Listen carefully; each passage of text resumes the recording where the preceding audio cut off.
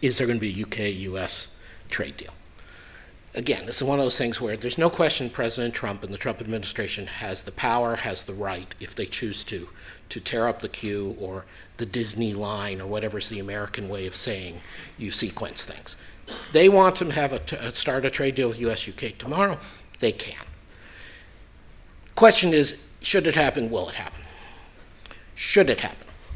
The Trump administration turned its back on the TPP deal, which, as my colleague John Hamre, president of CSIS, pointed out at Peterson yesterday, was the single biggest strategic thing the US could have done to support its allies and stop Chinese influence in Asia.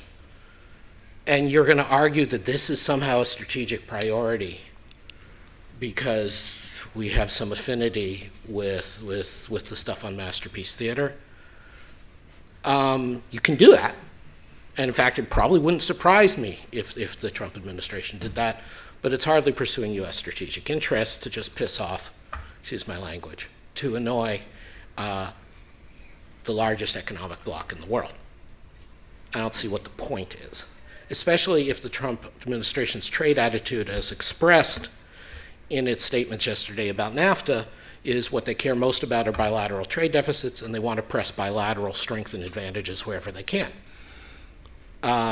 Okay then, so you're going to give the UK a trade deal in which you bully them to make sure that they are importing more from the US than they're exporting. And what purpose will that serve? Don't know. Maybe it'll be a big victory and make up for the fact that Mexico isn't going to import more from the US as a result of NAFTA. You know, it's just, you can do it, but it doesn't make any sense strategically or economically. And there was a sense in which TPP, as I think Bob Zellick argued, TPP was a template. Ambassador O'Sullivan mentioned the idea of templates being useful in trade negotiations. If we had TPP, the US had specifically made sure that TPP, even though it had a geographic title in its name, had no limits on geographic membership. So we could have just extended TPP membership to the UK. It would have been at all the standards that we would have wanted from anybody. It would have been totally open to them. It would have given them access not just to the US, but to all these growing Asian markets, as Mr. Gurdon mentioned, that those are where the growth is. But of course, we threw that away.